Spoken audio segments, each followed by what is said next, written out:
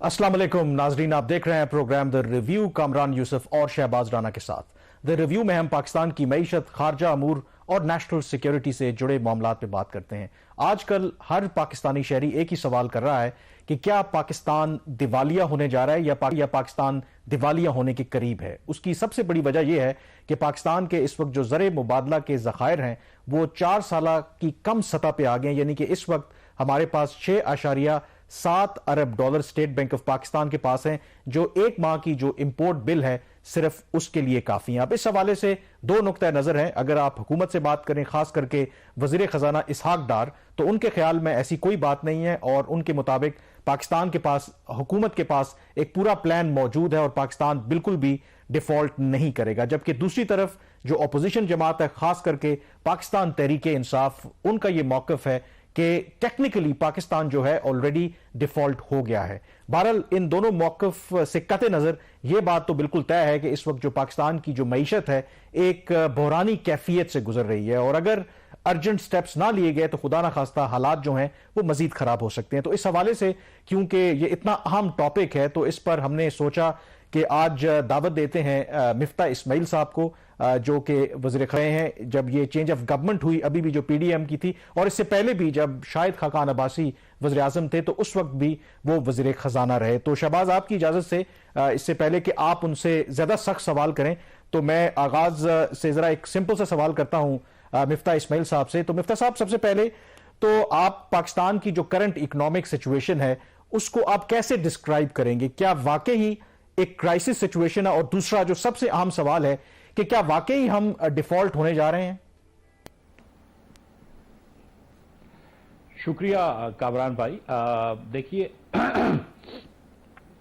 पाकिस्तान की सिचुएशन इस वक्त जो है वो थोड़ी सी मुश्किल तो है, ऑब्वियसली विदाउट अ डाउट। दुनिया के अंदर जो इस वक्त यूक्रेन और रशिया की जंग के बाद और उससे पहले कमोडिटी सुपर साइकिल के बाद जो मुश्किल पैदा हुई हैं, जो वेस्ट में रिसेशन है, जो इंटरेस्ट रेट बढ़ गए हैं, जो इन्फ्लेशन बढ़ गए हैं, जो कोविड के बाद के असर है, इससे न सिर्फ पाकिस्तान बल्कि दुनिया के दीगर ममालिक, बहुत सारे ममालिक कुछ न कुछ क्राइसिस के अंदर हैं। अमेरिका में, जर्मनी में, तमाम ममालिक में मैक्सिमम रिकॉर्ड इन्फ्लेशन हो रहे हैं, इंटरेस्ट रेट्स 30-30 साल के हाईएस्ट हैं। तो इसमें कोई डाउट नहीं है कि पाकिस्तान की मईशत जो है वो क्रिटिकल स्टेज पे है। क्या ये कहना कि हम डिफ़ॉल्ट होने जा रहे हैं? बिल्कुल नहीं। क्या ये कहना कि हम गलत सिम्त पे हैं थोड़ा सा? वो बिल्कुल सही कह सकते हैं। हम ये कह सकते हैं कि there are steps that we need to take, कुछ ना कुछ इक़दामात हमको करने होंगे जिससे कि हम डिफ़ॉल्ट को बचाएं। आपने इब्तदाई में बात करी कि एक मुश्किल पाकिस्तान में ये है कि पाकिस्तान का financial reserve, foreign exchange reserve बहुत कम है। ये बात दुरुस्त है, लेकिन आप देखें कि बांग्लादेश के पास जब 40 अरब डॉलर के रिजर्व थे, लेकिन क्योंकि पिछले साल इनका करंट अकाउंट डेफिसिट बहुत ज़्यादा बढ़ गया तो वो IMF के पास चले गए सेफ्टी के लिए। हम जिनके पास 7 बिलियन डॉलर्स के रिजर्व हैं या उससे भी कम हैं, हमको जाहिर है कि IMF के प्रोग्राम में होना चाहिए। जब हमने लास्ट टाइम IMF का प्रोग्राम रिवाइव किया था तो एक दिन में पाकिस्तान की मईशत जो है वो बेहतर नहीं हो गई थी। एक दिन में पाकिस्तान के माशी जो शुमारियात थे वो बेहतर नहीं हो गए थे। जो फ़र्क हो गया था कि जो लेंडर ऑफ लास्ट रिजॉर्ट है, जो आपका इंश्योरर है अगेंस्ट डिफ़ॉल्ट, वो आपके साथ खड़ा हुआ था। तो मेरी जो इस्तदा है वो यही है कि जब तक आपके साथ IMF खड़ा रहेगा, इंशाअल्लाह ताला आप डिफ़ॉल्ट से बचे रहेंगे या बच जाना चाहिए। लेकिन अगर IMF का इस वक्त साथ नहीं होगा तो पाकिस्तान बड़ी मुश्किल की तरफ चले जाएगा।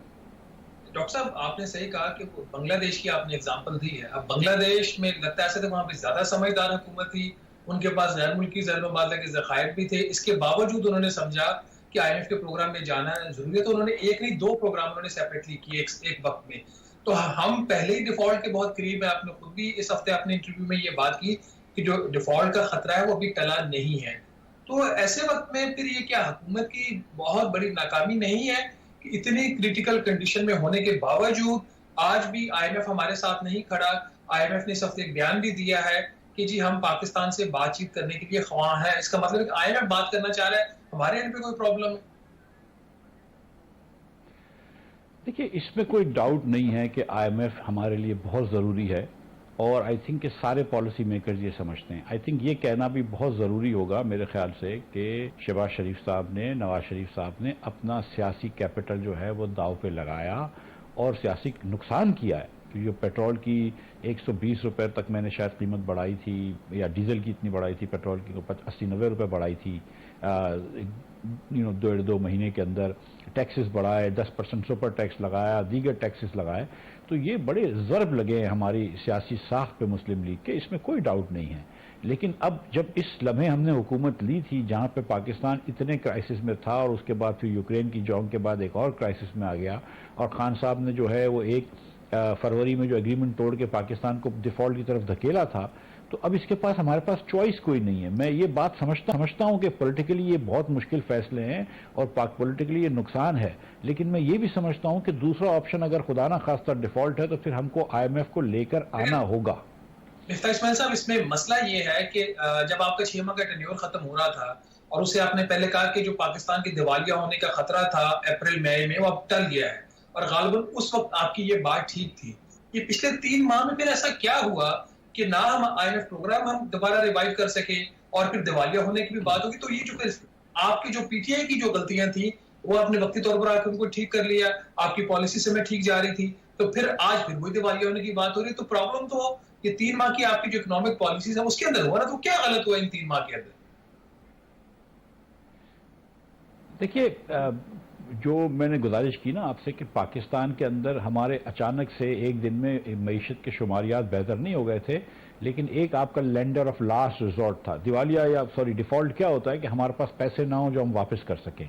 अगर आपके पास एक लेंडर फॉर लास्ट रिजॉर्ट खड़ा हो जो आपको कहेगा कि मैं पैसे दूंगा, और उसके पैसे देने से world bank, Asian development bank पैसे देंगे, शायद AAIB भी पैसे दे देगा, एशियन इंफ्रास्ट्रक्चर उसी के कहने से, उसी के प्रोग्राम के अंदर होने से। और फिर अगर आपको दीगर जो ममालिक थे जिन्होंने IMF को वादे किए हुए थे कि अगर आप प्रोग्राम रिवाइव करेंगे तो हम भी ये पैसे देंगे, जब ये सब पैसे हमको पास लाइंड अप थे तो IMF का होना बहुत ज़रूरी था। अब IMF का ये सोच है जो वो एस्तर परेस जो इनकी रेजिडेंट रिप्रेजेंटेटिव्स हैं, उन्होंने कहा है कि बड़ी मुस्बत बात हो रही है, लेकिन हमको फिर भी बातचीत करनी है about exchange rate policies, about some fiscal policies, energy policies. और जाहिर है कि एक जो चीज़ जो बड़ा जो एक हमें, मैं समझता हूँ कि बहुत लंबा नेगेटिव इवेंट हुआ है, वो फ्लड्स हुए हैं पाकिस्तान में। दुनिया के अंदर सबको यूक्रेन की जंग से परेशानी हुई है, दुनिया को कमोडिटी सुपर साइकिल को सबसे परेशानी हुई है, लेकिन पाकिस्तान वो वाहिद मुल्क है जिसके अंदर ये फ्लड्स हुए, जिससे कि सारी हमारी सिंध की कॉटन जो है वो जल गई या पानी में बह गई, और चावल की क्रॉप खराब हुई है, गन्ने की क्रॉप खराब हुई। तो पाकिस्तान को तो ये भी नुकसान हुआ है। तो ये एक इवेंट हुआ है, लेकिन आई थिंक कि जो असल में जो हमारा जो डिफॉल्ट का जो रिस्क, जो परसेप्शन बढ़ा है, वो IMF से एक निगोसिएशन की इख्तिताम ना होने की वजह से।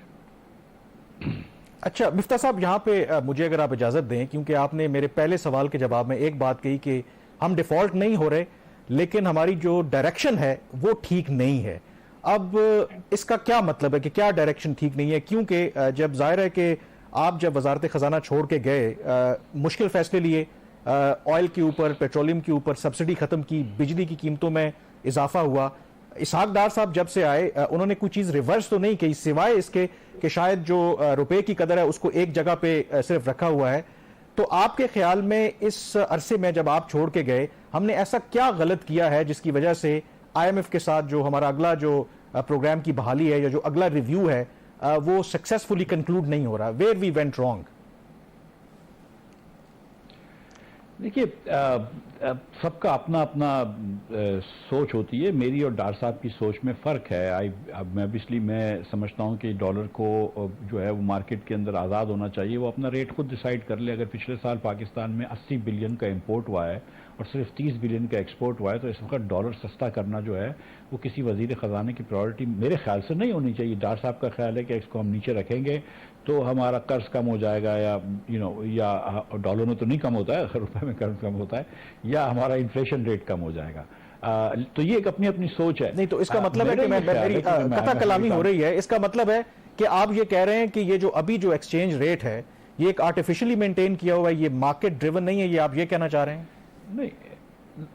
नहीं, मैं ये गुजारिश कर रहा हूँ कि इस वक्त देखें 3 रेट हैं। मेरे ज़माने में भी थोड़ा सा फ़र्क ज़्यादा हो गया था between exchange rate of open market और इंटरबैंक, लेकिन इंटरबैंक ने उसको कैचअप कर लिया था। और हम ये भी समझ रहे थे कि थोड़ा सा नीचे जाएगा, लेकिन उसके बाद फिर वो ऊपर चले जाए, नीचे जाएगा। जाहिर है कि मैं चाहता था कि हमारी हुकूमत, शहबाज साहब बहुत चाहते थे कि नीचे रहे, लेकिन हम मतलब कोई ऐसे मेजर्स नहीं कर रहे थे कि जिससे हम रोकें। IMF जो है ना वो डिफरेंटली सोचता है। IMF सोचता है कि इस वक्त पाकिस्तान में 3 रेट्स चल रहे हैं। एक रेट है आपका जिसमें 225 रुपए में आपको इंटरबैंक में डॉलर मिलता है, एक रेट है 235 रुपए का जिसमें अगर आप स्लिप के साथ थोड़े से डॉलर्स खरीदें के चेक के साथ तो आपको मिलते हैं, और एक है कि जब बगैर स्लिप के, बगैर शनाख्ती कार्ड के डॉलर खरीदें तो 246, 247, 250 डिपेंड करता है, इस रेट पे आपको मिल रहे हैं। तो ये 3 रेट हैं। अब अगर जो हवाले वाला जो मसला, अब ये जो हवाला जिसको कहते हैं, अब अगर किसी को अपने घर पे रेमिटेंस भेजनी हो और अगर वो $100 भेजता है और अगर वो इंटरबैंक के थ्रू मिलता है तो उसकी माँ को 2500 रुपए कम मिलेंगे, अगर वो हवाले के थ्रू भेज देगा तो 2500 रुपए ज्यादा मिलेंगे। तो आपने देखा कि उसकी वजह से थोड़ी सी रेमिटेंस जो है वो हवाला मार्केट में चले गई और यहाँ पे कम हो गई।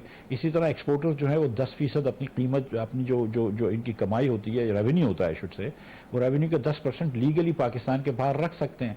जब वो 10% बाहर रखेंगे थिंकिंग कि ये वन वे बैट है ना, इस वक्त एक वन वे बैट हो गई है कि रुपया जो है वो डिवैल्यू होगा, यहाँ से 225 से ऊपर नहीं जाएगा, तो वो आदमी भी पैसे बाहर रख रहे हैं, तो मजीद हमारे ऊपर प्रेशर आ जाता है। तो IMF का ये ख्याल है कि 3 रेट नहीं होने चाहिए, या कम से कम पॉलिसी के तहत 3 रेट नहीं होने चाहिए, और ये रेट्स को यकजा होना चाहिए। अब ये रेट जो है वो 225 पे यकजा हो जाए या 250 पे यकजा हो जाए, वो तो अलग बात है।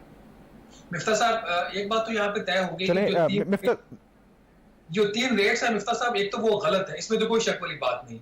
तो ऐसा नहीं रहा कि ये जो 250, 245 रुपए का डॉलर का रेट है, एटलीस्ट यही रेट अगर इस ऊपर नहीं जाता तो? देखिए, मैं शाहजेब आपको पहले भी कह चुका था जब मैं वजीर भी था कि सीरियसली मुझे नहीं पता कि क्या रेट होना चाहिए। मैं PhD कर चुका हूँ इकोनॉमिक्स में, लेकिन मुझे नहीं पता कि क्या रेट होना चाहिए। नहीं, मुझे मतलब देखें, मैं तो ये कहता हूं कि ये जो भी मार्केट रेट करे वो रेट सही है। मैं आपको सीधी बात ये करता हूं, अगर मार्केट कहती है कि 220 रेट होना चाहिए तो 220 है, अगर मार्केट क्लियर होती है 180 पे तो 180 होना चाहिए, और मार्केट क्लियर होती है 260 पे तो 260 होना चाहिए। मैं ये समझता हूं, ये मेरी अपनी मंशा है, ऑब्वियसली हमारी पार्टी में भी मुख्तलिफ आरा हैं इस पे, कि मेरी अपनी मंशा है कि मार्केट के रेट को डिसाइड करने देना चाहिए। और इस वक्त आप अगर ये देखें थोड़ी सी हिस्टोरिकली, अगर आप देखें कि अमेरिका को एक जापान से 1970, 80, 90 की दिहाई में बड़ी तकलीफ होती थी कि तुमने अपने येन को आर्टिफिशियली अंडर वैल्यू रखा हुआ है। उसके बाद 90 की दिहाई में और 2000 की सदी की पहली दिहाई में अमेरिका जापान पे ये तनकीद करता, चाइना पे ये तनकीद करता था कि आपने RMB को जो है वो आर्टिफिशियली तौर पर नीचे रखा हुआ है। और कंट्रीज थोड़ी सी मैनिपुलेट करती हैं अपनी करेंसीज को, इसमें कोई बुरी बात नहीं है, लेकिन वो दो जो हमको बड़े एग्जाम्पल हैं कि वो ज्यादा एक्सपोर्ट करने के लिए अपनी करेंसी को थोड़ा आर्टिफिशियली नीचे रखती हैं। हम जबकि 80 बिलियन का इंपोर्ट पिछले साल कर चुके हैं और सिर्फ 30 बिलियन का एक्सपोर्ट करा है, हमें ये क्यों ऐसा शौक है कि हम अपनी करेंसी को जो है वो थोड़ा सा ऊपर करके रखें? मेरी समझ से बाहर है। इस वक्त पाकिस्तान का मसला कि कम इंपोर्ट है या ज्यादा इंपोर्ट है? पाकिस्तान का मसला है कि हम इंपोर्ट बहुत कर रहे हैं। आपकी 80%। अच्छा मिफ्ता साहब, ब्रेक लेनी, ये इंटरेस्टिंग डिस्कशन हो रही है, यहाँ पे ब्रेक लेने दें और ब्रेक के बाद वापस आएंगे।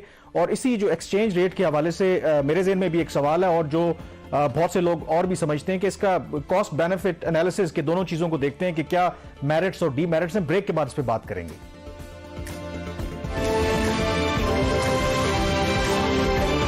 जी, ब्रेक के बाद एक दफा फिर आपको खुश आमदेद कहते हैं। हमारे साथ मिफ्ता इस्माइल साहब मौजूद हैं, साबिक विफाकी वजीर खजाना, और उनसे हम पाकिस्तान की जो मईशत है, जो मुआशी बहरान है, उसके ऊपर बात कर रहे हैं। मिफ्ता साहब, ब्रेक से पहले जाहिर है कि आप बात कर रहे थे पूरी दुनिया में, जाहिर है कि जहां पर तरक्की याफ्ता ममालिक है मार्केट ड्रिवन एक्सचेंज रेट ही चलता है, और पाकिस्तान के अंदर भी ऑब्वियसली लॉजिकली ये बात बिल्कुल ठीक है कि आपने अपनी अगर एक्सपोर्ट्स को कंपेटिटिव बनाना है तो मार्केट ड्रिवन एक्सचेंज रेट होना चाहिए।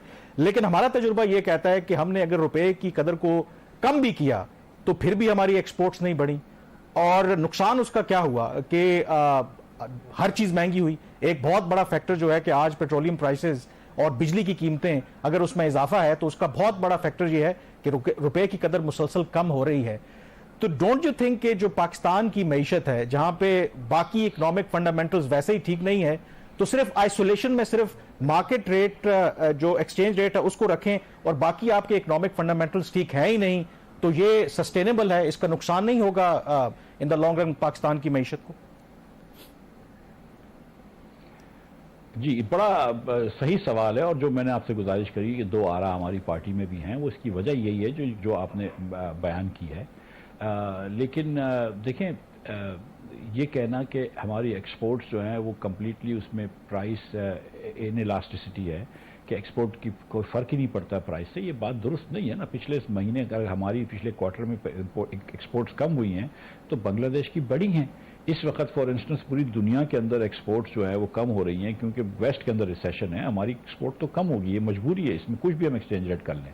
लेकिन the fact of the matter is कि अगर आपको एक लॉन्ग टर्म करना है तो आपको एक करेंसी जो है वो आपको मार्केट वैल्यू पर रखनी पड़ेगी। मिसाल के तौर पर अगर आप ये भी छोड़ दें कि चलें एक्सपोर्ट को एक मिनट छोड़ दें तो इंपोर्ट तो बढ़ जाएगा ना। अगर आप इस वक्त जो है वो डॉलर सस्ता बेचेंगे तो क्या गाड़ियां आपको ज़्यादा इंपोर्ट करवानी है, ऑडी और मर्सिडीज से ज़्यादा पाकिस्तान में लेकर आनी है, आपको सस्ती चीज़ें बेचनी है यहाँ पे इंपोर्टेड? क्या ये मसला है पाकिस्तान का?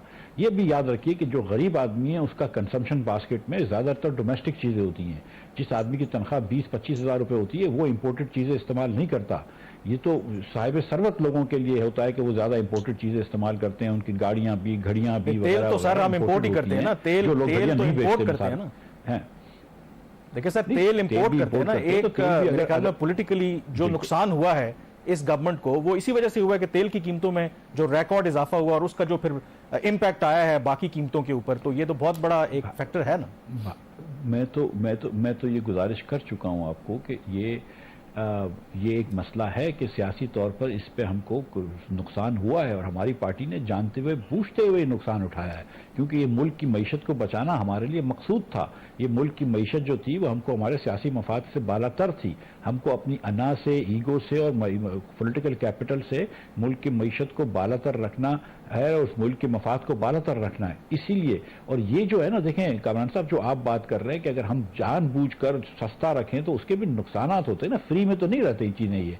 ये आप मईशत को डिस्ट्रॉय करते हैं, आप अनएम्प्लॉयमेंट क्रॉस कर रहे हैं। इस वक्त अगर आप मिसाल के तौर पर इंपोर्ट जबरदस्ती बैन कर रहे हैं बहुत सारी चीजों को और एब्सोल्यूट नंबर पे लेके आ गए कि इतने की इंपोर्ट हो तो इतने की एक्सपोर्ट हो, तो आप कितनी फैक्ट्रियां बंद करा रहे हैं। इस वक्त रुई की इंपोर्ट जो है वो लोगों को तकलीफ हो रही है, तो उसके मसले हैं। तो ये तमाम हर तरफ मसले होते हैं, लेकिन पूरी दुनिया का ये तजुर्बा है, और ना सिर्फ डेवलप्ड कंट्रीज का बल्कि डेवलपिंग कंट्रीज का भी, कि किसी को भी नहीं पता होता एक्सचेंज रेट क्या बेहतर है, और ये मार्केट को डिसाइड करने देना चाहिए। और जब इस वक्त, मैं आपको आखिरी बता दूं कि इस वक्त अगर आपके पास 3 एक्सचेंज रेट्स हैं तो आपके पास IMF जो है उससे बातचीत करना बहुत मुश्किल हो जाता है। और इस वक्त पाकिस्तान को IMF के बगैर कोई और राय फरार नहीं है। मैं आपको सच बता रहा हूं, अगर आपको सऊदी अरब 2-3 अरब डॉलर दे देता है तो हर अरब डॉलर जो ने ये अहम बात की है कि IMF के अलावा पाकिस्तान के पास कोई और राह फरार नहीं है। ये बहुत बड़ी स्टेटमेंट, बड़ी इंपॉर्टेंट स्टेटमेंट है।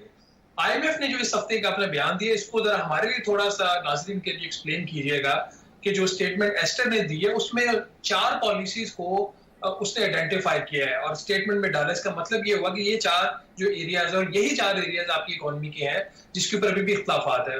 IMF कह रहा है कि बजट के ऊपर बात हो रही है, एक्सचेंज रेट के ऊपर बात हो रही है, शरह सूद के ऊपर बात हो रही है और एनर्जी पॉलिसीज के ऊपर बात हो रही है। एक्सचेंज रेट के ऊपर हमने बड़ा डिटेल में बात करी, उसको आप छोड़ दें। बाकी ये जो 3 एरियाज हैं जो आपके की एरियाज हैं, तो अगर इनके ऊपर इख्तिलाफात हैं और ये ब्रीफ स्टेटमेंट में भी आ जाता है तो इसका क्या मतलब है? देखिए, एक्सचेंज रेट के ऊपर तो आपने भी रिपोर्टिंग की हुई है, सॉरी, अपने फिस्कल पॉलिसी पे आपने भी रिपोर्टिंग की हुई है, दीगर लोगों ने की है कि IMF जो है वो कह रहा था कि 1% ऑफ GDP 800 अरब रुपए से टैक्स बढ़ा, जो मेरे ख्याल से थोड़ा सा ज़्यादा है, और ख़ासतौर पर 6 महीने में 800 यानी कि 2% ऑफ GDP करना तकरीबन नामुमकिन है। लेकिन ये कि आप IMF जब आता है और आप टेबल पे बैठते हैं तो फिर आप उसमें बात कर सकते हैं, और मेरे ख्याल से कि 200-300-400 अरब रुपए के टैक्स जो है वो काफ़ी रहेंगे मेरे ख्याल से, क्योंकि ये आपकी स्लिपेजेस हुई हैं, और वो स्लिपेजेस हुई हैं आपकी एनर्जी पॉलिसी के अंदर जिसका इन्होंने जिक्र किया। एक चीज़ तो ये है कि आपने गैस की कीमतें नहीं बढ़ाई हैं, जो इमरान खान साहब ने 2020 से नहीं बढ़ाई थी, आपने गैस कीमतें नहीं बढ़ाई हैं। इस वक्त गैस की कंपनियां नुकसान मिफ्ता साहब बात करते हैं। अभी आपके जो सक्सेसर हैं इसहाक डार साहब, उनकी जो मुलाकातें हो रही हैं प्रेसिडेंट आरिफ अलवी साहब से, वो तो इलेक्शन की तरफ बात कर रहे हैं। बात ये हो रही है कि मियां नवाज शरीफ साहब कब वापस आएंगे, कब इलेक्शन होंगे। तो ऐसे वक्त में 400 अरब रुपया भी ले रहे हैं, 42 साल के सिर्फ जो 6 माह बाकी रह गए, तो PMLN एज अ हुकूमत 400 अरब रुपए की टैक्स इन हालात में लगा के फिर क्या वो PTI को इलेक्शन पीरियड में रख के दे देगी? देखिए, गुजारिश ये है कि ये 2016 के अंदर सब लोग ये जानते हैं कि मईशत चल रही थी सही, अल्लाह की मेहरबानी से। करंट अकाउंट भी कंट्रोल में था, बजट डेफिसिट भी कंट्रोल में था, जीडीपी ग्रोथ भी आहिस्ते आहिस्ते बढ़ रही थी। और अचानक फिर उसके बाद जो है वो नवाज शरीफ के बेटों की कंपनी से उसने तनख्वाह नहीं ली, उस पर आपने डिस्क्वालीफाई किया। एक पाकिस्तान को आपने एक सियासी दलदले में फंसाया है, दलदल में फंसाया है, और उसका अभी तक कौम खमियाजा भुगत रही है। अब इस वक्त जो है वो मुस्लिम लीग ने हुकूमत ली है। अब मैं ये समझता हूँ, कल मैंने कहा है कि खान साहब जो है वो बाबा डिफॉल्ट हैं, इमरान खान साहब, लेकिन इस वक्त वो कहना जो है वो बेमकसद इसलिए है कि जो गो के इमरान खान ने हमको डिफॉल्ट की तरफ लगाया है, लेकिन इस वक्त इमरान खान की हुकूमत नहीं है, इस वक्त हमारी हुकूमत है। तो अगर हमारी हुकूमत है तो हमको ये इक़दामात लेने होंगे जिससे हम पाकिस्तान को डिफॉल्ट से बचाएं। और मैं समझता हूं कि जो मैंने आपसे गुजारिश करी कि आईएमएफ हमारी राह फरार है, तो आईएमएफ से बात कर लें, जो कि बैठ जाएं। अब अगर इसमें कुछ चीज़ें आसान होंगी और कुछ चीज़ें मुश्किल होंगी, लेकिन आप पाकिस्तानी अवाम के ऊपर भी तो भरोसा करें ना। ये तो ना समझे ना कि पाकिस्तान की अवाम पागल है, ये तो ना समझे ना कि पाकिस्तान की अवाम को समझ में नहीं आ रहा। पे अवाम कितनी कुर्बानियां दे, 75 अरकान की काबीना की तनख्वाह अवाम दे रही है, बाकी जो आपके खर्चे हो रहे हैं वो अवाम दे रही है, गैर मुल्की दौरे आप लोग कर रहे हैं वो पैसा अवाम दे रही है। आपने एज अ फाइनेंस मिनिस्टर 10% आपने एडिशनल टैक्स लगा दिया, उसके लिए जो आईएमएफ की रिक्वायरमेंट से आपने रेवेन्यू बढ़ाना था। इसी हफ्ते मेहताब हैदर ने खबर की है जी कि एक और फ्लड लेवी की बात हो रही है। मतलब अवाम कितनी कुर्बानी दे और अवाम कितना समझे, अवाम आपको समझे, आपके खर्चों को समझे या अपने घर का किचन चलाए। देखिए, जहां तक मुझे पता है कि जो हम लोग न्यूयॉर्क गए थे यूएन के अंदर, जिस दौरा मेरा आखिरी दौरा था, वो पूरे के होटल के जो पैसे हैं वो पूरे शहबाज शरीफ साहब ने खुद दिए थे। ये अपने उनके जेब से पूरी सबकी बशमूल मेरी सबकी होटलों के पैसे शहबाज शरीफ ने दिए थे।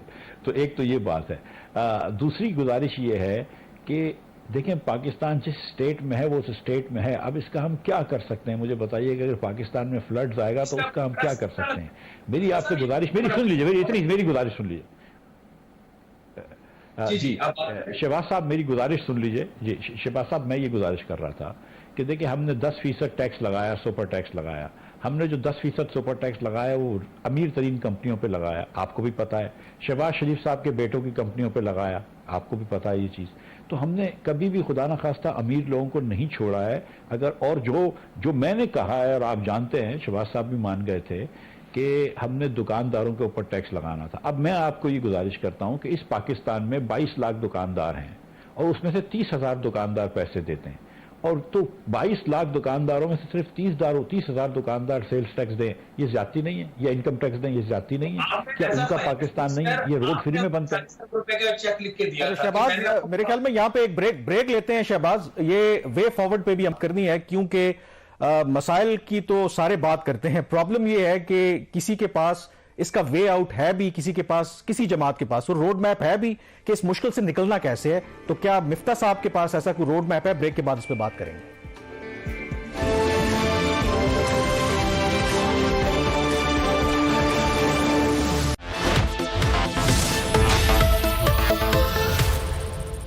New Nescafe 3 in 1। अब कॉफी और क्रीमर के परफेक्ट बैलेंस से बनाओ एक smooth, rich, perfect testing mug. New Nescafe 3 in 1। अब रुकता कौन है। और फिर हम तुम्हारी ग्रेजुएशन धूमधाम से मनाएंगे। अंदर की अच्छाई को बाहर झलकने दो। कैडबरी डेयरी मिल्क, कुछ अच्छा हो जाए, कुछ मीठा हो जाए। बिल्स फिर टाइम पे पे नहीं किए, अब करो पेमेंट जुर्माने के साथ। पेमेंट हो गई? अभी तक नहीं हुई। बॉस, पेमेंट तो रिसीव हो गई है, पर 2 पेटी कम है। पूरी है सर। वही से पेटी की बात कर रहा हूँ। सैलरीज दे दी, बोनस भी दे दिया। बिजनेस छोटा हो या बड़ा, चलाना आसान नहीं होता। हर वक्त बावले बने रहते हैं। अभी देखना आएंगे तो किस हुलिये में होंगे। भला कोई ऐसी टेंशन की हालत में कैसे काम पे तुम तो कह रही थी हर वक्त बावले बने रहते हैं। कारोबारी मामलात के लिए JS platinum business current account खुलवा लिया है। जी हाँ, JS platinum business current account से टेंशन हटाओ, बिजनेस बढ़ाओ और माली मामलात आसान बनाओ। WhatsApp bot, mobile and internet banking, pay orders, chequebook, insurance और बहुत कुछ बिल्कुल फ्री। JS बैंक जाने के लिए नहीं, जमीला के लिए तैयार हुआ था, नजर रखो अकाउंट्स पे। पाकिस्तान पीपल्स पार्टी की सिंध हुकूमत तरक्की की राह पर गामजन। कौमी इदारा बराए अमराज़ क़ल्ब दिल के मरीजों को फौरी तिब्बी सहूलियात फराहम कर रहे हैं। साउथ एशिया का सबसे बड़ा इमरजेंसी केयर सेंटर शहीद मोहतरमा बेनजीर भुट्टो ट्रॉमा सेंटर, जहां बैक वक्त 16 ऑपरेशन थिएटर मौजूद हैं, जो मुफ्त इलाज फराहम कर रहा है।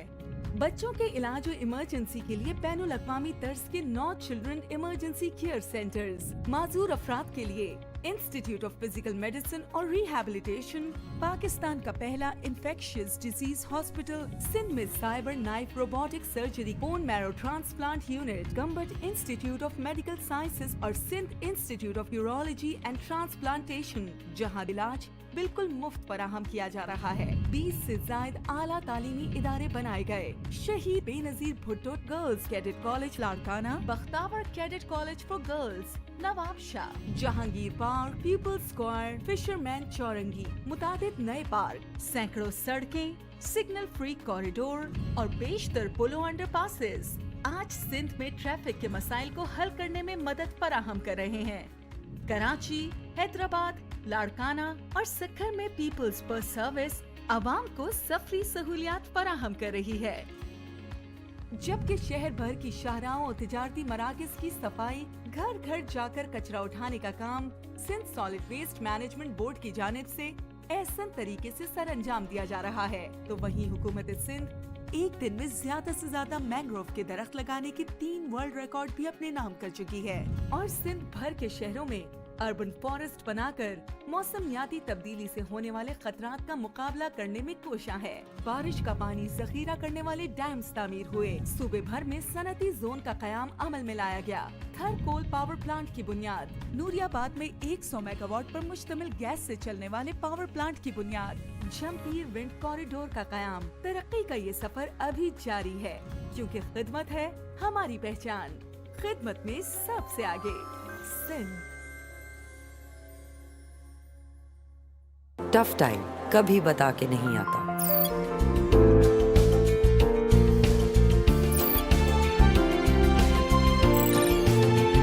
मामा, आपने तो कहा था कि टफ टाइम है।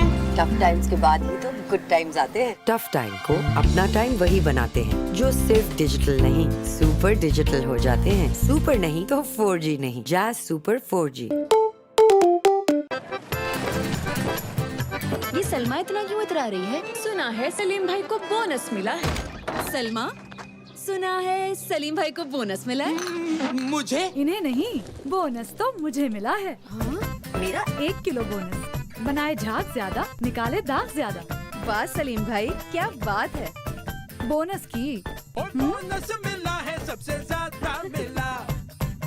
सैलाब के असरात पाकिस्तान में सालों तक महसूस किए जाएंगे और आने वाले सालों में सैलाबों का मजीद खदशा है। इस सैलाब से हमारे वसाइल मुतासिर हुए हैं। ऐसे में तवाज़ुन बरकरार रखने के लिए आज के वक्त में वक्त है मंसूबा साजी का। अनारकली जो था वो पूरे बड़े शरीर में पहला मॉडर्न बाजार था। ये आओ चले एक ऐसे देश में जहाँ हो सदाएं अनसुने गीतों की,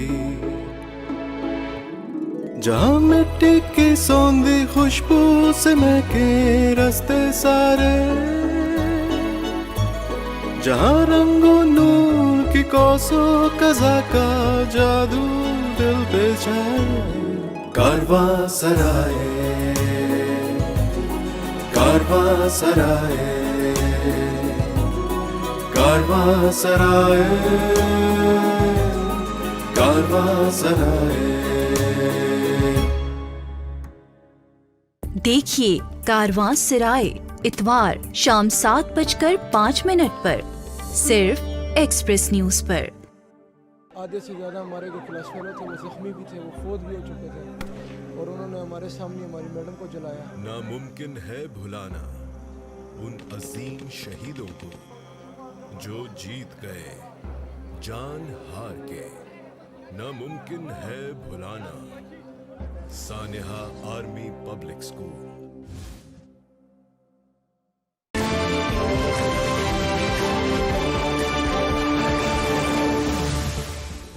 जी, ब्रेक के बाद एक दफा फिर आपको खुशामदीद कहते हैं। मिफ्ता इस्माइल साहब हमारे साथ मौजूद हैं और उनसे पाकिस्तान की जो मईशत की इस वक्त जो सूरत हाल है और इससे निकलना कैसे है इस हवाले से बात करें। तो मिफ्ता साहब, ब्रेक से पहले जैसे आप कह रहे थे कि इस वक्त एक ही ऑप्शन है कि IMF का जो प्रोग्राम है वो हर सूरत में हमें बहाल करवाना पड़ेगा, उसके अलावा कोई चारा नहीं है। तो आपके ख्याल में, क्योंकि आपको पता है कि हमेशा मुश्किल वक्त में हम अपने दोस्त ममालिक की तरफ देखते हैं, खास करके सऊदी अरब, चीन, UAE और सऊदी अरब के साथ बातचीत चल भी रही है, शायद $3 अरब की बात हो रही है और जो ऑयल ऑन डेफर्ड पेमेंट की बात हो रही है। डू यू थिंक कि विदाउट IMF प्रोग्राम हमारे दोस्त भी हमारी मदद नहीं करेंगे? मुझे ऐसा लगता है कि कामरान भाई ये सब एक साथ होगा और मुझे ये लगता है कि मैं सच आपको बताऊं कि देखें, श्रीलंका के जो हाल हुआ है डिफॉल्ट के बाद, तो IMF भी नहीं चाहता कि पाकिस्तान डिफॉल्ट करे और सब ये समझते हैं कि पाकिस्तान एक बहुत ज़रूरी अहम मुल्क है, इसको डिफॉल्ट नहीं करने देना चाहिए, यहाँ पे खुदा न खास्ता इंतशार नहीं होना चाहिए। ये सारे लोग समझते हैं इसको और मैं ये समझता हूँ कि हमारे दोस्त ममालिक भी मदद करेंगे इंशाल्लाह और IMF भी साथ करेगा, लेकिन थोड़ा सा हमको भी अपना स्टैंड में नरमी और लचक लानी पड़ेगी। अगर समझ लीजिए मिसाल के तौर पर कि IMF हमारे साथ नहीं खड़ा होता और सऊदी अरब हमको $2 बिलियन दे देता है, आपको वो 8 या 10 हफ्ते दे देंगे, 8 या 10 हफ्ते बाद आप फिर यहीं खड़े होंगे। तो IMF तो आपको लेना ही पड़ेगा और मैं आपको आज एक और गुजारिश भी कर दूं कि ये IMF का प्रोग्राम जब खत्म होगा अगले साल, तब भी आपके रिजर्व्स इतने नहीं होंगे, आपको शायद एक और IMF के प्रोग्राम में भी जाना पड़ेगा।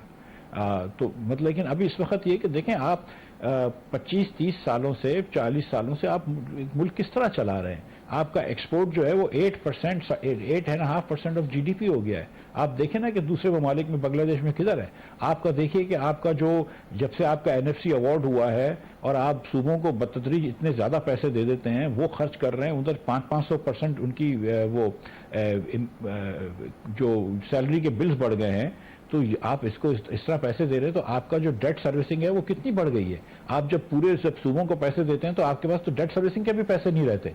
तो जो पाकिस्तान के फिस्कली जिस तरह हम चला रहे हैं पिछले 20-30 सालों से, ना हमने उसके अंदर मईशत में फंडामेंटल रिफॉर्म्स किए हैं, ना हमने अपने कॉन्स्टिट्यूशनल स्ट्रक्चर में कोई रिफॉर्म्स किए हैं। और मैं ये लिखता रहा हूँ कि ना हमारी हुकूमत, किसी एक हुकूमत की बात नहीं कर रहा, इफेक्टिव नहीं रही है। मैं आपने एग्जाम्पल दिया, मैं आपको देता हूँ कि मुशर्रफ साहब के ज़माने में सर्कुलर डेट था, जब पीपल्स पार्टी आई तो वो बढ़ा के 500 अरब कर गई, हम गए तो 1100 अरब कर गए, PTI वाले आए तो 2500-2400 अरब कर गए, अब हम जो आए फिर से हम उसको बढ़ाएंगे। तो मकसद ये है कि मतलब हम तो तमाम मसाइल जो हैं वो अंडर द कारपेट कर रहे हैं। मुशर्रफ साहब के माशाल्लाह के अंदर भी हमने कोई वो नहीं चलाया, उसके अंदर भी आप देखें तो एक्सपोर्ट टू GDP कम हो गया। लॉन्ग टर्म आपने व्यू की बात की है। अभी आपने जो बात कर रहे हैं, मुझे एक और खतरा आपसे पड़ गया, मेरी लगता है नौकरी के पीछे भी पड़ गए। बड़े अच्छे आर्टिकल्स आजकल आप लिख रहे हैं, आप लगता है फाइनेंस में से ज्यादा अच्छे राइटर हो गए हैं। आपका एक आर्टिकल गवर्नेंस के ऊपर भी आया था, ये बैड गवर्नेंस का कितना रोल है इकोनॉमी को इन हालात में जहां पे हम पहुंचे हुए हैं आज? क्या ये गवर्नेंस को हम क्वांटिफाई कर सकते हैं किस हद तक इसने हमें डैमेज किया बैड गवर्नेंस? आप देख लीजिए कि 1970 में जब ईस्ट पाकिस्तान और वेस्ट पाकिस्तान अलग हुए थे तो वेस्ट पाकिस्तान की जो इनकम थी, औसत इनकम थी, वो 150% ज्यादा थी एक ईस्ट पाकिस्तानी से। अगर वो 100 रुपए कमा रहा था तो हम 250 रुपए कमा रहे थे। और आज ईस्ट पाकिस्तानी हमसे अमीर है।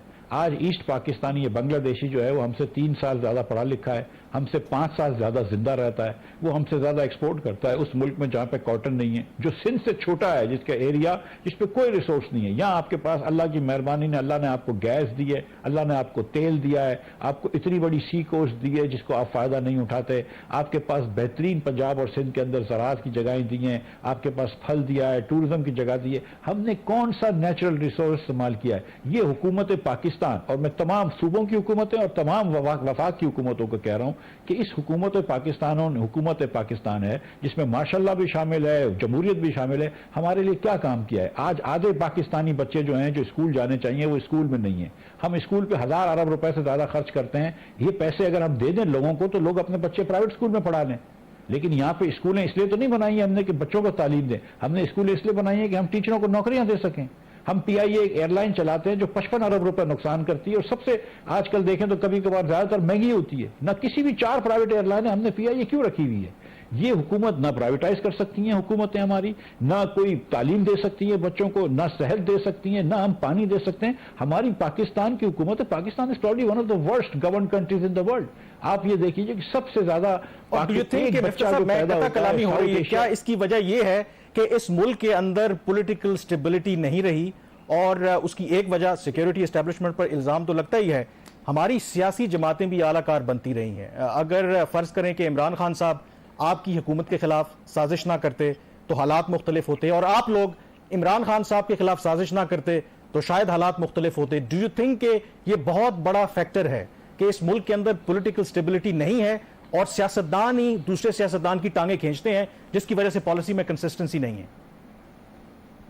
नहीं, देखिए सियासतदान अकेले तो आप ब्लेम नहीं कर सकते, आप सियासतदानों को भी ब्लेम करें। यहाँ के मुल्क के एलीट जो सेठ साहिबान हैं, जो मियाँ साहिबान मिले चलाते हैं पाकिस्तान भर में, उनको भी ब्लेम करें। आप हमारी अफवाज पाकिस्तान जो कि ज्यादातर पाकिस्तान की मालिक है उसको भी ब्लेम करें। आप ब्यूरोक्रेसी को ब्लेम करें, ब्यूरोक्रेसी के अंदर कोई काम नहीं होता है। मैं उन्हीं की बात कर रहा हूं ना, आप आलाकार बने ना। देखिए स्टेक होल्डर्स हैं, मीडिया के मालिकान जो है बड़े एंकरान हैं, उनको भी आप एतमाद ना लेके आते, ना इकट्ठे होते तो हालात मुख्तलिफ ना होते। आप इमरान खान साहब को 5 साल मुकम्मल करने देते ना।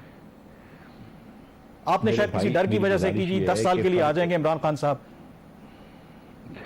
ठीक है, देखिए मेरी बात सुने। फरवरी के अंदर इमरान खान साहब ने जब IMF का वो तोड़ा है, उसके बाद से हम गए हैं।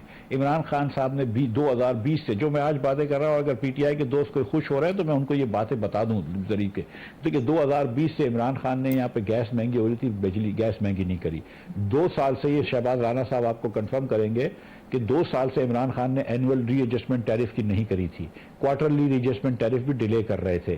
तो इमरान खान साहब की हुकूमत के अंदर जो है ट्रांसमिशन एंड डिस्ट्रीब्यूशन लॉसेस बढ़ गए थे, ना सिर्फ के कम ना हो। इमरान खान की हुकूमत के अंदर बिल कलेक्शन के रेट्स बढ़ गए थे, कम हो गए थे बिल कलेक्शन के रेट्स।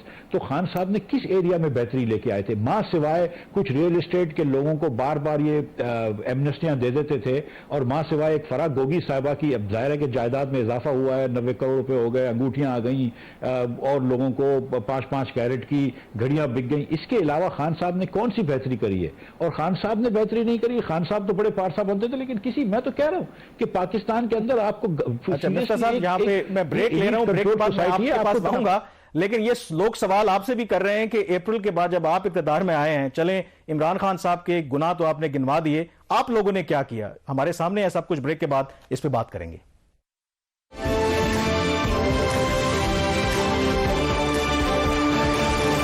जी, ब्रेक के बाद एक दफा फिर आपको खुश आमदेद कहते हैं। इस आखिरी सेगमेंट में हम कोशिश करेंगे कि वे फॉरवर्ड की बात करें, लेकिन ब्रेक से पहले मिफ्ता साहब, ये मेरे ख्याल में कोई इसमें हैरान कुन बात नहीं है। हर जो गवर्नमेंट आने वाली है वो पिछली हुकूमत को इल्जाम देती है, that is very much normal. But do you think hindsight wisdom 2 के आसान होता है? अगर दोबारा मौका मिले कि इमरान खान साहब को तहरीक अदम एतमाद के जरिए हटाया जाए और जो इकोनॉमिक सिचुएशन अब है, do you think that you would go for it, और डू यू थिंक के वो फैसला ठीक नहीं था PMLN का या बाकी जमातों का? देखिए, हिस्ट्री के अंदर आप एक काउंटर नैरेटिव, काउंटर हिस्ट्री कैसे कर सकते हैं? मुझे नहीं पता कि मतलब अगर इमरान खान को नहीं हटाते तो आज कौन जनरल होता और उसके बाद कौन से इंतखाबात होते और कैसे इंतखाबात होते और इमरान खान साहब ने क्या करना था, मुझे नहीं पता है। और इमरान खान साहब, मैं तो समझता हूं कि जो फरवरी के अंदर जब इन्होंने IMF से वो तोड़े थे, और जब इमरान खान साहब ने 2 साल से बिजली की रेट को एनुअल रीएडजस्टमेंट नहीं करी थी, जब 1.5 साल से गैस के रेट नहीं बढ़ाए थे, तो हम ये क्यों सोच रहे हैं कि इमरान खान साहब आइंदा बढ़ा देते? और अगर आइंदा नहीं बढ़ाते तो इमरान खान साहब तो हमको पक्के दिवालिया ले जाते, और फिर वो कहीं ना कहीं ब्लेम कर देते कि ये नवाज शरीफ की गलसूर है, या पता नहीं किसने साजिश करी है, या अमेरिका ने साजिश करी है, जो अभी भी मतलब ये अजीब अजीब ब्लेमें करते हैं और दूसरे दिन यू टर्न कर लेते। तो मैं ये नहीं समझता कि ये गलती थी, लेकिन मैं ये समझता हूं कि अब जब आप एक मुश्किल वक्त पे आ गए हैं तो फिर अब मतलब ये कि देखें, जो मैं बार बार ये कहता हूं कि बहरहाल पाकिस्तान अगर है तो हम सियासत करेंगे, और अगर एक आध इलेक्शन निकल भी जाता है तो क्या फर्क पड़ता है, लेकिन हमको सियासत बहरहाल जो है वो उसको पाकिस्तान के मफाद के सबसर्विएंट होना चाहिए। पाकिस्तान का मफाद हमारी सियासत के सबसर्विएंट नहीं होना चाहिए। अच्छा मिफ्ताह साहब, एक चीज बताइएगा, आप क्या समझते हैं कि इस वक्त पीडीएम की हुकूमत को क्या करना चाहिए? कि पीटीआई की तो डिमांड है कि आप इलेक्शंस करवा दें, और डार साहब बात भी कर रहे हैं प्रेसिडेंट आरिफ अलवी के थ्रू, तो क्या आप समझते हैं कि पीडीएम को इस बात पे मान जाना चाहिए, इलेक्शंस कॉल करें, ब्लीडिंग इकोनॉमी के टेकर्स को और फिर जो भी आगे हुकूमत बनाता है उसको हवाले कर दें, या जो ओरिजिनल स्टांस था पीडीएम का कि वो अगस्त तक अपने टेन्योर पूरा करेंगे, अभी कुछ ये इस्लाहात तो नहीं कर सकते, एटलीस्ट आईएमएफ का प्रोग्राम रिवाइव करेंगे और उसके बाद इलेक्शन में जाएंगे, कौन सी ऑप्शन सब बेहतर है इन हालात में? देखिए, आपको आईएमएफ का प्रोग्राम तो बहरहाल बहाल करना पड़ेगा ना। ये चक्कर ये कि आपके पास कोई 6 महीने 8 महीने नहीं है, आपको आईएमएफ का प्रोग्राम तो जल्द बहाल करना पड़ेगा। मुझे नहीं पता कि कितने अरसे के लिए केयरटेकर गवर्नमेंट अगर छोटे कलील अरसे के लिए आती है तो वो जो है वो प्रोग्राम बहाल कर पाएगी या नहीं कर पाएगी। मैं समझता हूँ कि हमको वो बहाल करना चाहिए। और फिर इतने लेकिन ये हैविंग सेड दिस, मैं शहबाज साहब, मैं इसी पे लिमिट करूंगा अपने आप को। मैं सियासत उस पर नहीं बात करूंगा कि इलेक्शंस कब होने चाहिए, क्या होने चाहिए। मैं समझता हूँ कि इस वक्त हमारा टेन्योर चल रहा है पीडीएम का, वो चलने देना चाहिए, और हमको आईएमएफ की कोशिश करके इसको ले आना चाहिए। आपको लगता है कि शहबाज, वक्त हमारे पास क्योंकि कम है, आखिरी वक्त कम है शहबाज, अगर मैं आखिरी सवाल एक मिफ्ताह साहब से अगर कर लूं, अब वे फॉरवर्ड क्या है? चलें, वो शॉर्ट टर्म में तो बता दिए कि आईएमएफ का प्रोग्राम जो हमने बहाल करवाना है, लेकिन वो कोई लॉन्ग टर्म सोल्यूशन नहीं है। लॉन्ग टर्म के लिए हमें क्या करना होगा? मसलन मैं एक एग्जांपल आपको देता हूं कि जैसे कैसर बेंगोली साहब हैं, रिनाउंड इकोनॉमिस्ट हैं, वो कहते हैं कि जैसे डिफेंस बजट की बात होती है, वो कहते हैं जो नॉन डिफेंस बजट है उसको कट लगना चाहिए। Do you agree with this कि ये सिचुएशन अब आ गई है कि हर किसी को हिस्सा डालना होगा? Non combative defence budget. जी, मैंने डॉन अखबार में एक आर्टिकल लिखा है जिसमें मैंने 6 चीजें लिखी हैं कि 6 चीजें हमें करनी है लॉन्ग टर्म के अंदर। एक तो जिसके अंदर एक है कि live within our means, के बजट डेफिसिट को ग्रोथ रेट से कम करें, करंट अकाउंट डेफिसिट को अप्रॉक्सीमेटली बैलेंस करें, तालीम बच्चों को दें उसके लिए, और लोकल गवर्नमेंट्स को एम्पावर करें, सूबे की गवर्नमेंट्स को किससे पावर लेकर लोकल गवर्नमेंट्स को दें, ज़राअत के अंदर वो तरक्की लाएं। 2 नंबर्स आप याद रखिए जो आपको लाने ज़रूरी हैं। 15% होना चाहिए आपका टैक्स टू जीडीपी रेशो, और 15% आपका एक्सपोर्ट टू जीडीपी रेशो होना चाहिए। जितना बड़ा पाकिस्तान मुल्क है और जितना कॉम्प्लिकेटेड मुल्क है, जब तक ये 2 नंबर नहीं होंगे, 15% टैक्स टू जीडीपी और 15% एक्सपोर्ट टू जीडीपी, आप बार बार आईएमएफ के पास जाते रहेंगे। कभी आप 1 साल डिफॉल्ट से दूर होंगे, कभी 1 महीना डिफॉल्ट से दूर होंगे, लेकिन आप इसी कश्मकश में रहेंगे। और ये कोई नई कश्मकश नहीं है, हमेशा हमको आईएमएफ पे जाना पड़ता है। तो आपने ये, अगर आपने जिसको कहते हैं ना खुद इन्हिसारी करनी है, खुद कफालत करनी है, खुददारी अगर आप में चाहिए, अगर आपने वो झोलियां नहीं फैलानी है, तो 2 नंबर जरूरी है, 15% tax to GDP, 15% export GDP. और मेरे ख्याल में इसी के साथ प्रोग्राम को कंक्लूड भी करेंगे। अपने आर्टिकल में जो एक बात आपने कही, शायद वो नंबर 1 आपने कहा था कि आबादी कंट्रोल करना है, क्योंकि आबादी अगर जिस रफ्तार से हमारी बढ़ रही है, अगर ऐसे ही बढ़ती रहेगी तो जो हमारे वसाइल हैं, जो ऑलरेडी जो रिसोर्सेज हैं ऑलरेडी डिप्लीट हो रहे हैं, तो उन पर और दबाव आएगा। जब और दबाव आएगा तो हमारी जो मुआशी मुश्किलात हैं उनमें मजीद इजाफा होगा। आज के द रिव्यू से इतना ही। मुझे कामरान यूसुफ और शहबाज राना को अब इजाजत दीजिए। अल्लाह हाफिज।